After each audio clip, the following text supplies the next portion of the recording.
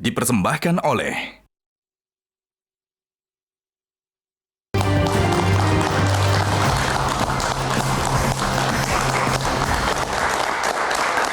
Baik, pemirsa, kembali lagi di kontroversi. Kita lanjutkan sedikit ya. Bang Jansen, Anda harus mengklarifikasi pernyataan 99% caleg yang terpilih itu karena politik uang. Apakah itu termasuk yang samping dan depan? Harus saya katakan kalau di tingkat kabupaten kota ya. Jadi begini. Sebenarnya kalau 2019 yang lalu politik uang ini belum terlalu kental. Jikapun kental begitu, uang 10.000 kalau untuk RI ya 15.000, 20.000 itu masih laku. Jadi 10 jumpa 5.000, 10 jumpa 10.000 masih laku.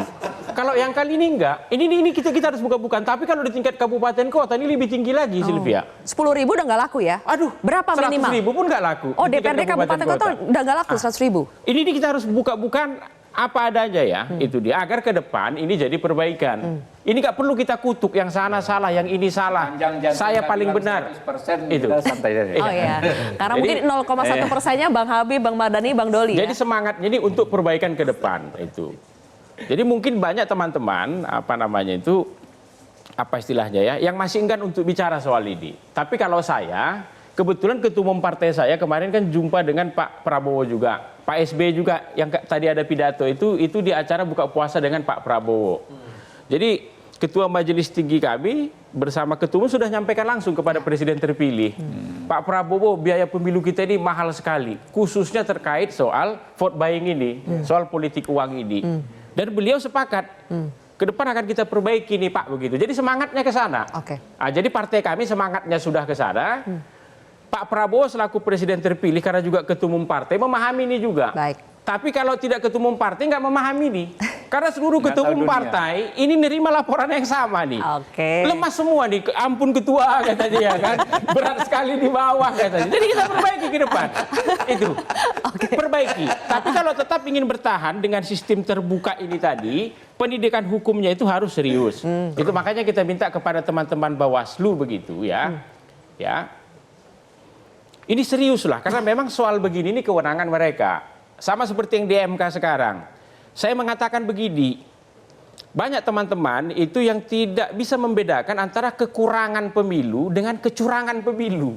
Menurut saya yang terjadi sekarang ini kekurangan pemilu. Apanya yang kurang?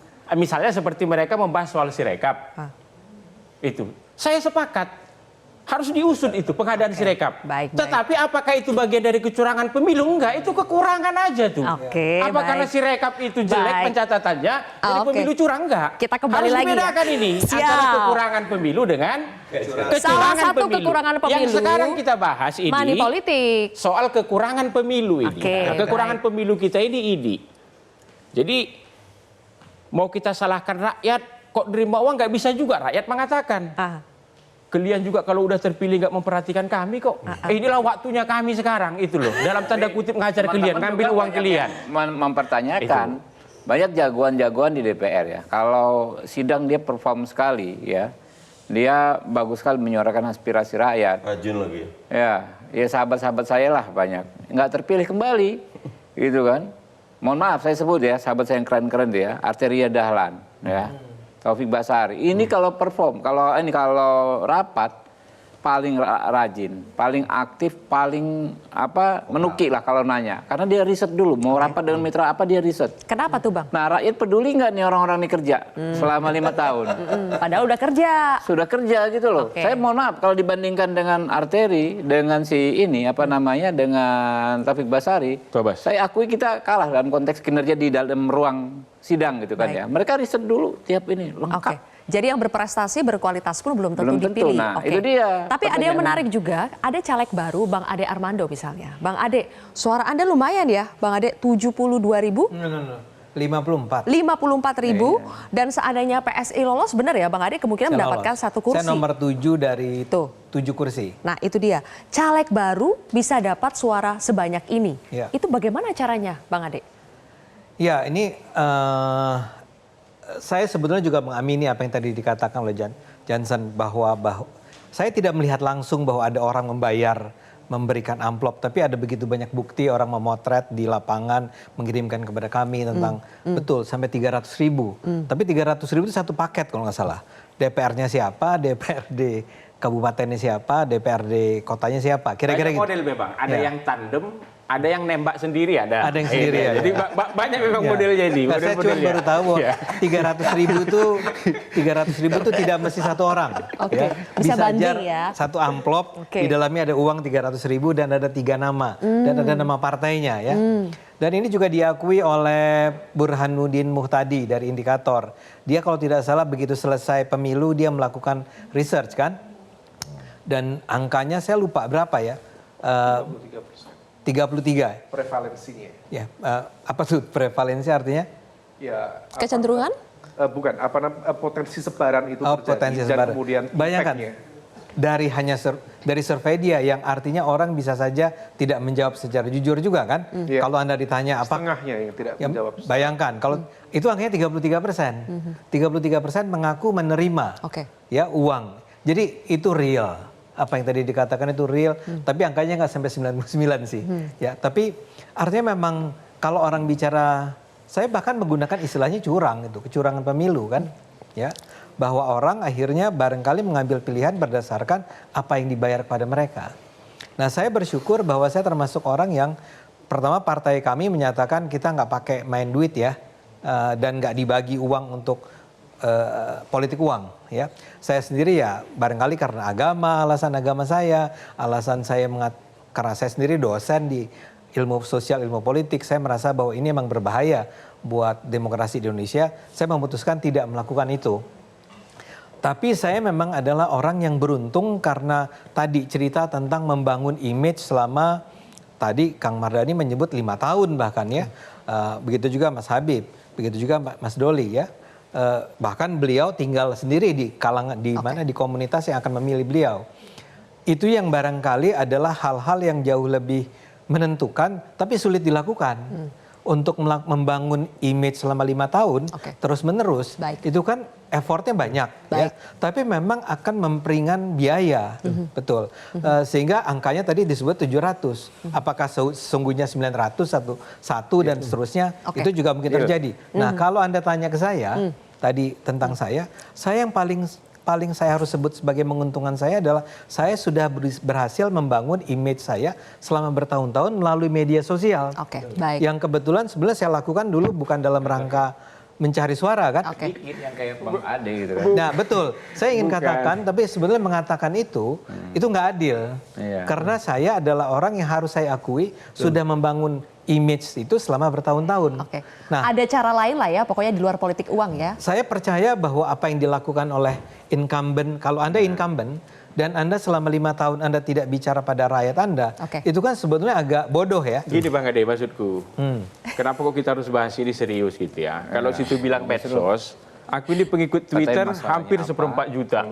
IG ratusan ribu gitu dia. Masuk di TV juga sama kita ini semuanya. Tapi apakah kemudian kita mengatakan tidak terjadi politik uang begitu? Ini terjadi. Saya tidak bantah. Saya justru ingin mengatakan saya setuju dengan apa yang Anda katakan. Problemnya gini. Angkanya barangkali nggak 99. Bos. Problemnya begini yang aku lihat. Ini problemnya gini. Testimoni udah cukup. Iya.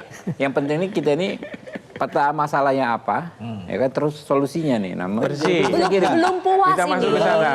Bang Habib. Curhatannya itu belum puas. Saya belum lengkap tadi ya. Iya kan? Tapi begitu saya dinyatakan sebagai caleg ya, yang terjadi sekitar berapa diresmikan sebagai caleg tuh kapan ya? Bulan saya lupa. Itu memang saya tahu bahwa saya harus gunakan medsos saya secara efektif. Nah saya juga beruntung karena di daerah saya dapat 54.000. Dan menurut teman-teman itu hampir pasti katanya adalah datang dari kalangan menengah ke atas. Ya, anak muda, kalangan menengah ke atas. Tergantung pemilihnya juga berarti Karena politik uang menurut saya ini berlakunya hanya bisa dilakukan hanya kepada kalangan menengah ke bawah. Itu dia. Kalau kalangan menengah ke atas, hampir pasti dikasih 100.000, 200.000. Itu dianggap kita harus tahu dulu akar masalahnya seperti apa, baru kita bisa mencari solusi yang terbaik. Mas Uma, mungkin Anda bisa petakan sebetulnya akar masalah dari politik uang kita itu apa? Baru setelah itu kita akan bicara, baru kita akan bicara solusi yang tepat apa. Yang bisa memetakan akar masalahnya pelaku-pelakunya itu sendiri. disampaikan. Pelaku-pelakunya jangan cuma ketawa saja ya, nanti harus menambahkan. Pelihara masalah. Yang disampaikan oleh Bang Jansen tadi itu kita itu bicara asap. Ini udah jelas asapnya ada di mana-mana. Tapi kok seolah-olah tidak ada apinya. Kenapa? Kan ditutup-tutupi sama aktor-aktornya tadi itu. Betul. Nah, jadi kalau misal ini mungkin kita tarik agak teoritik. Memang secara general kondisi yang membuat tingkat prevalensi money politics itu semakin tinggi. Salah satunya memang ada segmentasi masyarakat ekonomi kita yang terdiri atas, let's say, terutama mereka dari kalangan the bottom 40, kelompok terkategori miskin dan hampir miskin. Dan itu adalah elemen yang paling memungkinkan untuk berinteraksi dengan skema politik transaksional. Dan itu saya pikir secara teori banyak yang memberikan judgement itu, termasuk teorinya Sunstow dan lain sebagainya. Tetapi di saat yang sama, diakui atau tidak, ada semacam permisivitas dari masyarakat kita terhadap praktik ini. Nah, kalau misal konteks permisivitas, salah satunya ya memang ada mekanisme pengawasan yang seolah memang tidak berjalan. Betul. Diakui atau tidak, di saat yang sama masyarakat juga tidak merasa bahwa ini sebagai sebuah bentuk kesalahan. Baik secara moral, etik, meskipun dalam konteks doktrin keagamaan, itu sudah jelas. Al-Mukarram Ustadz Mardhani itu sering mengatakan ar-roshi wal murtashi wa bainahum finnar, itu udah doktrin yang sudah sangat Artinya penyuap dan yang diberi suap dan bainahum di antara keduanya itu adalah neraka tempatnya. Bahkan ada yang bahasa lebih vulgar lagi, la'anallahu roshi wal murtashi. Allah itu akan melaknat mereka yang memberi dan juga mendapatkan itu. Dalam konteks demokrasi, dalam kontestasi politik, money politics ini bukan sekedar vote getting, ini bukan sekedar ini, tapi ini adalah representasi dari rishwah tadi, dari bribery, dari suap. Tetapi itu tidak menjadi sebuah pertimbangan moral etik yang kuat, karena memang masyarakat sendiri merasa ada disengagement dengan proses demokrasi itu. Faktanya memang mereka tidak mendapatkan apa-apa. Proses politik terjadi, good governance tidak muncul, yang kemudian good governance itu tata kelola pemerintahan yang baik, idealnya menghadirkan public delivery service yang impact-nya kepada masyarakat. baik. Problemnya masyarakat nggak mendapatkan itu. Kalau Inilah itu- yang kemudian membuat ya udah kalau misalnya nggak ada impact-nya, maka politik transaksional ini menjadi bahasa awam yang bisa dipahami, bisa dirasakan oleh mereka, dan ini adalah masa panen yang sudah ditunggu setiap 5 tahun sekali. Baik, kalau itu adalah masalahnya, bagaimana solusinya? Kita harus tanyakan kepada para anggota DPR yang terpilih kembali ini, mau apa nanti? Kita jeda dulu ya Bang, nanti dijawab usai jeda. Sesaat lagi pemirsa.